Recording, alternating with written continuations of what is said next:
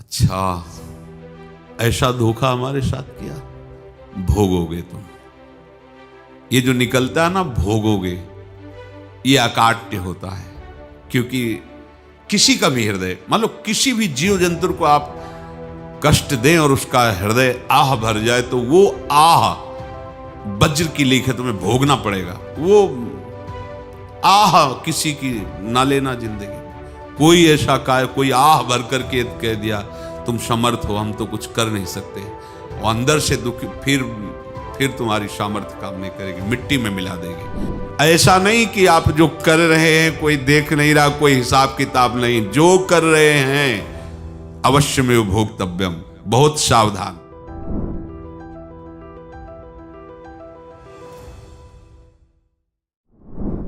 जीव स्वयं नित्य निरंतर कर्मों के जाल को रच रहा है और अपने आप को बांध रहा है। आपको मुक्त होना है, बंधना नहीं है। जीव का जन्म कर्मों के अनुबंध से होता है, कर्मों के बंधन से होता है, और उसको अपना ऋण चुकाना होता है। कर्मानुबंध ये बहुत सूक्ष्म विषय है। जैसे आप जिस परिवार में जन्म लिए हैं, तो उस परिवार के लोगों से आपका ऋण है, इसलिए उसी परिवार में आप आए हैं। और ऋणानुबंध, उसको बिना चुकाए या बिना वसूल किए आप वहां से जाएंगे नहीं। आपको लेना है तो वसूल करना है, और देना है तो चुकाना है। ये पूर्व के जन्मों से निश्चित किया गया है। जैसे किसी के यहां पुत्र हुआ, जन्म से ही पैसा खर्चा शुरू हुआ, जो बड़ा हुआ तो उद्दंडता के द्वारा मार पूरे परिवार को क्लेश पर क्लेश देता चला जा रहा है। ये तुम्हारे कर्म का फल है। या ऐसे शक्तिहीन बुद्धिहीन ऐसे पागल पूरे जीवन सेवा करो, तुमसे अपना हिसाब चुकाने के लिए वो आया है। अब परिवार के जो सदस्य जुड़े आके, मतलब पत्नी आते ही पूरी हृदय में आनंद, परिवार में आनंद, और जीवन भर वो आनंद ही सुख देने के लिए उसका जन्म हुआ। वो अपना ऋणानुबंध मुक्त, और आते ही भयंकर क्लेश खड़ा कर दिया, बीच में दीवाल और झगड़ा वैसा, फिर अतरे दिन मारपीट शुरू, कलह अशांति, पूरा जीवन नरक हिसाब करने आए। यहां ऋण चुकाए बिना कोई जा नहीं सकता, ऋण चुकाना पड़ेगा। किसी का ऋण वसूल करना है तो किसी को ऋण चुकाना है, दोनों काम करने होते हैं। अनेक जन्मों में अनेक लोगों के साथ हमने जो बर्ताव किए हैं, अच्छे या बुरे, वो होंगे। अब किसी आदमी को हम जानते नहीं, अचानक मिला, अचानक टक्कर लगा और मार पीट गाली गुप्ता सब कर दिया, चुपचाप सह लो। क्यों? ये आपका हिसाब है, पूर्व का हिसाब। हमारा उससे कोई द्वेष नहीं, कोई संकल्प नहीं। अचानक घटना घटी और हमसे द्वेष करने लगा, हमें पीटने लगा, हमें गालियां दे, ये हिसाब है, चुपचाप सह जाओ। अपने घर का भाई ही भारी दुश्मन बन गया और क्लेश दे, हिसाब है। एक प्रभुदत्त ब्रह्मचारी जी की वाणी में पढ़ा था, एक महात्मा जी भ्रमण करते थे, तो उस समय असरफियां चलती थी, मोहरे असरफियां, तो उनको भेंट में देते लोग। तो या तो ठाकुर सेवा में लगे तत्काल, या संत सेवा में तत्काल लगे, उसका संग्रह करके डोलना ये ठीक नहीं है बैरागी के लिए, सिद्धांत में ये ठीक नहीं है। तो जब 2, 4, 6, 8 ऐसे मोहरे हुई, तो उन्होंने विचार किया कि और भ्रमण करके जब काफी मोहरे हो जाएंगी तो प्रयागराज में जब कुंभ पड़ता है, एक बार पूरे सब अखाड़े के संतों को, अलग अलग संप्रदाय सब संतों को बुलाएंगे और सबको पवाएंगे। अब साधु है तो यही विचार करेगा, और क्या विचार करेगा। तो उन्होंने ऐसे डंडा बनवाया, बेंत, जो ऊपर से चूड़ीदार और भीतर पोला, और मोहरे उसमें डालते गए। और भ्रमण, जहां जहां श्रद्धालु भगत थे सबके यहां जाना, और इच्छा रखना कि एक मोहर तो दे दे दक्षिणा में। कामना कोई भी हो वो बांधती ही है, ध्यान रखना। इसीलिए प्रभु जो चाहे वो करे, अपनी चाह नहीं रखनी चाहिए, अपनी चाह प्रभु की चाह में मिला देनी चाहिए। धीरे धीरे वो छड़ी भर गई। भ्रमण करने वाले महात्मा चूड़ी लगाई, इंतजार करते रहे। जब प्रयाग का कुंभ पड़ा तो चले। तो रास्ते में एक गांव में पूछा जाता है, जैसे कहीं रुको कि कोई श्रद्धालु ऐसा है जो संत सेवी है। तो कुछ लोगों ने बताया, हाँ एक परिवार है बहुत संत सेवी है और आपको मिलाते हैं उनसे।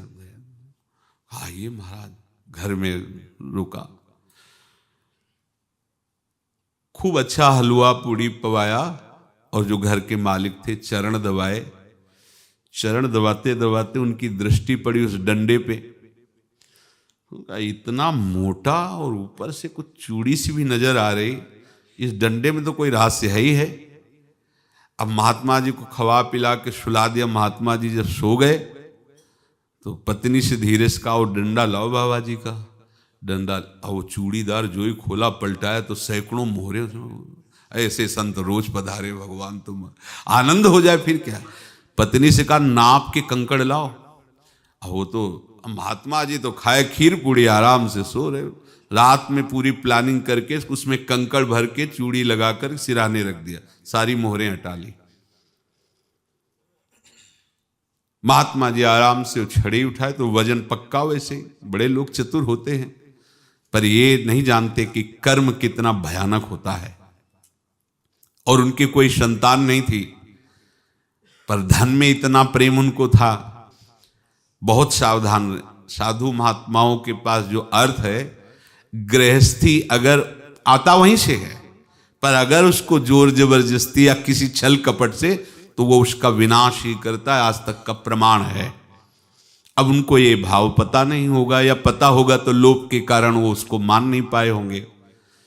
महात्मा जी गए प्रयाग में, किसी अखाड़े पर रुके और वहां प्रार्थना की कि कल जो है संपूर्ण अखाड़ों का निमंत्रण किया जाए और सब संतों को भोग पवाया जाए और उनको दक्षिणा भी दी जाए। महंत ने सोचा कि बहुत बड़ा है तो उत्सव है, क्योंकि प्रयाग में कितने हजारों संत महात्मा सब। तो उनका महाराज बोरों इसमें चीनी और टीनों घी लगेगा, सब व्यवस्था। बोले आप मंगाइए, एक एक हिसाब हम करेंगे, हमारे पास सब व्यवस्था है। बोले कुछ तो पहले दे दो, वो इकट्ठे देंगे हम। उनको था कि अगर हम छड़ी खोला और दो चार मोहरे दी, किसी को पता लग गया तो गड़बड़ हो सकती। बोले हम भंडारे के समय आखिरी में सब कुछ आपको दे देंगे। ठीक है। वो अपने पास से पैसे लगाकर खूब जितना सामग्री सब लाए, लाखों की, और सब संतों को निमंत्रण कर दिया। संत जन निमंत्रित हो गए, भंडारा बन रहा है। तब वहां के महंत है और उनका देखो भंडारा भी बन रहा है, संतों को निमंत्रण। अब आप अर्थ की व्यवस्था कीजिए, क्योंकि इतनी बड़ी हमारी सामर्थ्य नहीं थी जितना हमने किसी तरह हमने व्यवस्था की। अब मुझे अर्थ चाहिए, तभी आगे की व्यवस्था बढ़ेगी। संतों को दक्षिणा देंगे और जिनसे अर्थ लिया उनको दे। देखो रसोई बन गई है सब। उनका छत में विश्वास नहीं तो ये अभी चूड़ी खोली। उनको तो था ना कि मोहरे हैं, कंकड़। तो जैसे कितना उनको सदमा लगा होगा। हजारों संतों का निमंत्रण, रसोई बन, मतलब संत हो के छल कपट। तो उनका महाराज आपने तो हमारा नाश कर दिया, जो महंत थे। अब बताओ रसोई बन गई, संत निमंत्रित हो गए और आप ये कंकड़ दिखा रहे हैं हमको। आपने तो हमें बर्बाद कर दिया। हमारी इतनी सामर्थ्य नहीं थी, आप पहले बता देते। संत होकर ऐसा छल कपट। अब वो बोले तो क्या बोले, क्योंकि उनको पता था कि मोहरे हैं इसमें। अंदर से उनका चिंतन गया उसी सेठ के पास, अच्छा ऐसा धोखा हमारे साथ किया, भोगोगे तुम। ये जो निकलता है ना भोगोगे, ये अकाट्य होता है। क्योंकि किसी का भी हृदय, मान लो किसी भी जीव जंतु को आप कष्ट दें और उसका हृदय आह भर जाए, तो वो आह वज्र की लेख है, तुम्हें भोगना पड़ेगा। वो देखो भीष्म जी को भोगना पड़ रहा है ना। सांप को ऐसे धनुष की नोक से उठाया और बंबूल के कांटों के ऊपर फेंक दिया, कई दिन तक शेदा हुआ, वो आह भर करके मरा। तो आपको 6 महीने बाणों की सैया पर आह किसी की ना लेना जिंदगी में। कोई ऐसा कोई आह भर करके कह दिया तुम समर्थ हो, हम तो कुछ कर नहीं सकते, और अंदर से दुखी, फिर तुम्हारी सामर्थ्य काम नहीं करेगी, मिट्टी में मिला देगी। फिर ये तो संत थे और भगवत आराधना के लिए, संत आराधना के लिए ही ऐसा किए हुए थे। अब इनका कैसे मुंह दिखाएं, अब क्या करें। सुबह संत जन आएंगे, सबके बीच में हमारी कि देखो इन्होंने, अब क्या करें। गए और संगम में जाके छलांग लगाई, अपने प्राण त्याग दिए। अब उनके तो पास मोहरे थी और व्यापार बढ़ा, और 9-10 महीने बाद ही लड़का हुआ। अब तो उनको कि संत फलीभूत हो गया। देखो व्यापार चल रहा, लड़का नहीं होता था, लड़का भी हो गया। बड़ा आनंद छा रहा है। जब से वो प्रकट हुए और धन की वृद्धि शुरू हो गई, पढ़ाई लिखाई में उनके खर्चा हुआ सब, बस बीमारी शुरू हो गई उनके शरीर में। अब उसमें पैसा जाना शुरू हुआ। इतने आसक्त तो वो दोनों हो गए कि कुछ भी हो, व्यापार ठप, संपत्ति बेचना शुरू। तो उन्होंने कहा कि बेटा मैं क्या कर सकता हूं तुम्हारे लिए। बोले हमारी अंतिम इच्छा है प्रयाग चलो, और जितने प्रयाग में संत महात्मा सबको एक बार भंडारा करवाओ, हमारी इच्छा अंतिम है। क्योंकि अंतिम यही इच्छा थी। तो बोले अब ज्यादा संपत्ति तो नहीं रह गई। तो बोले घर बेच दो, मेरे लिए ही तो है, बेच दो। मुझे लगता मैं बचूंगा नहीं, पर मेरी अंतिम इच्छा पूर्ण कर दो। घर बेच दिया, जेवर बेच दी। वहां गए, जब संत सेवा की तो बोले मुझे संगम तक ले चलो। संगम तक ले गए और बोले समझे तुम चुराए थे और हमने उसको छीना है, कुछ नहीं रह गया तेरे पास कुछ, अब केवल ममता और आसक्ति में जलकर मर और नरक प्राप्त कर। मैं वही महात्मा हूं जिसकी तूने मोहरे ली थी, शरीर छोड़ दिया। महात्मा को जन्म लेना पड़ा और इनको दुर्गति भोगनी पड़ी। ऋणानुबंध होश में, ऐसा नहीं कि आप जो कर रहे हैं कोई देख नहीं रहा, कोई हिसाब किताब नहीं, जो कर रहे हैं अवश्य में भोक्तव्यम। बहुत सावधान। अनेक जन्मों में अनेक लोगों से जो कुछ लिया दिया है, इस लेने देने को मिटा देने के बाद ही तुम मुक्त हो गए। इसीलिए एक उपाय है, लेना न देना मगन रहना। क्या? मालिक को समर्पित हो जाओ, मालिक को अपना माना हुआ समर्पित कर दो, खत्म। अहम त्वाम स्वरूपापेभ्यो मोक्षयिष्यामि, सब खत्म। आगे पीछे लेना देना सब खत्म। एकादश स्कंद में भगवान श्री कृष्णचंद्र जी ने कहा जो मेरे चरणों का आश्रय लेकर भक्त मेरा भक्ति करता है, उसके पितृ ऋण, मातृ ऋण, देव ऋण, ऋषि ऋण, सब ऋणों से मैं मुक्त कर देता हूं। बस यही एक उपाय है जो इसके बंद करने का उपाय भक्तों के लिए है। वो यही है, भगवान की शरण में होकर अपना माना हुआ पूरा भगवान के अर्पित कर दो। अर्पित करने का तात्पर्य उसमें अहम हटा दो। तो दियम वस्तु गोविंदम तुभ्यमेव समर्पये। जिनसे तुमने सेवा करवाई है उनकी सेवा करनी पड़ेगी। जिनसे तुमने जो कुछ लिया है उनको देना पड़ेगा।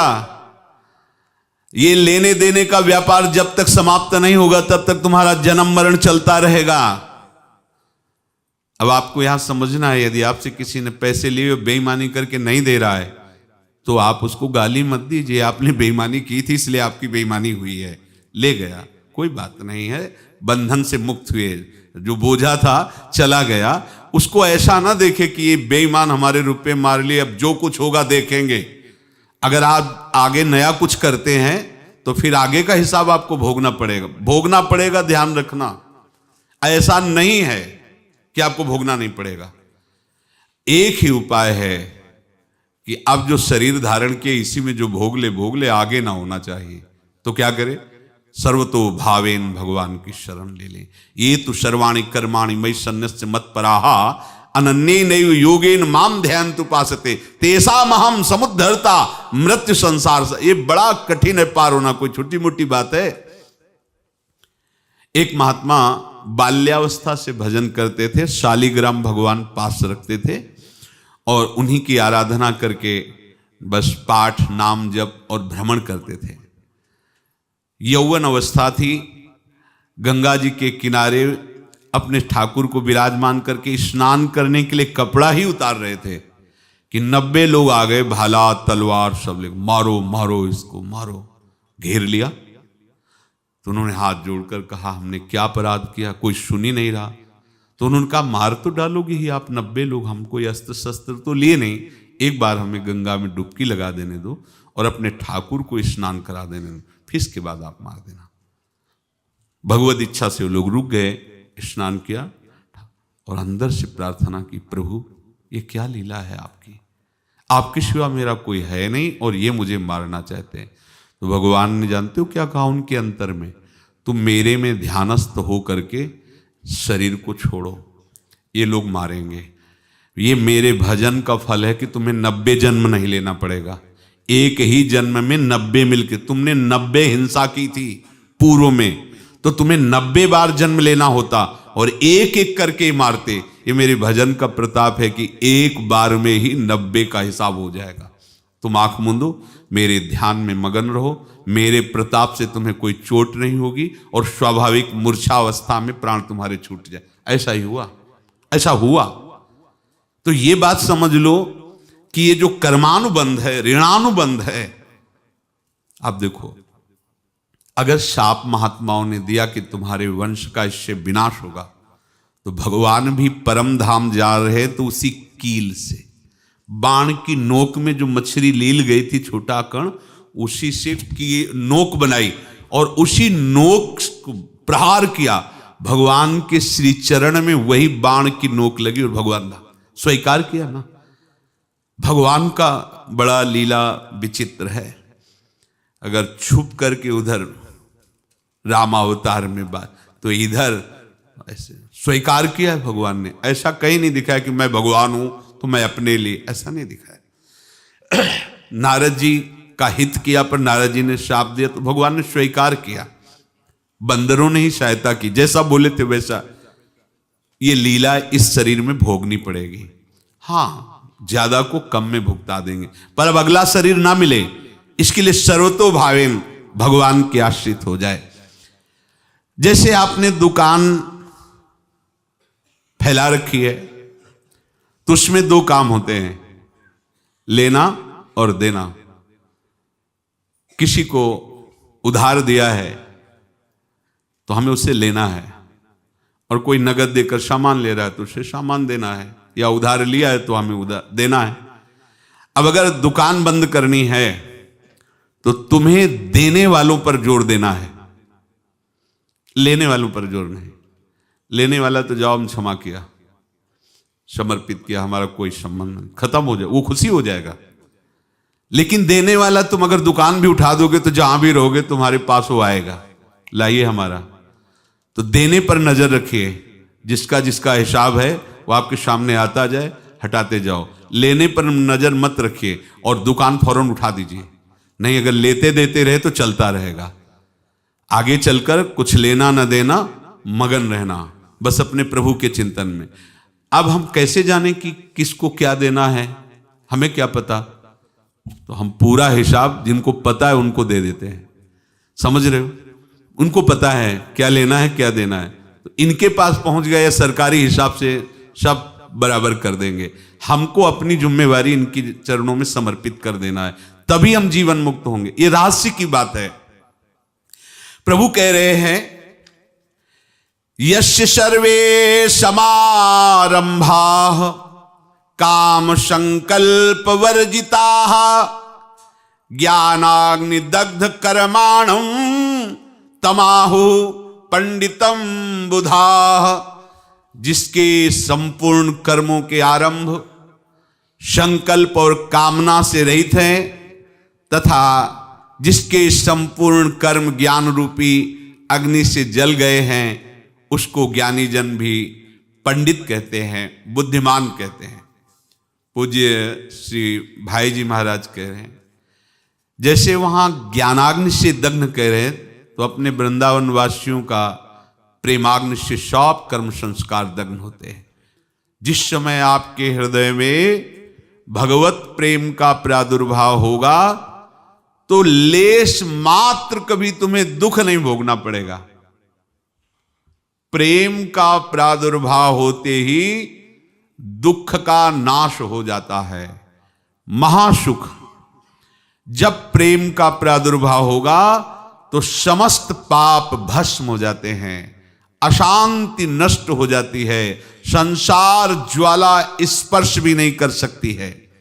जब भगवत प्रेम का प्रादुर्भाव होता है तो हो सकता है उस उपासक के जीवन में दुखों का पहाड़ टूट पड़े, परिवार खिलाफ, शरीर रोगी, अव्यवस्था, बहुत बहुत कुछ, सब कुछ। कह रहे हैं इतना सब होने पर भी उसके हृदय में कोई भी दुख नहीं होता। ये ऐसा सामर्थ्यशाली भगवत प्रेम है। भगवान के चरणारविंद का जिसके हृदय में प्रेम है, भारी से भारी दुख भी उनको विचलित नहीं कर सकता।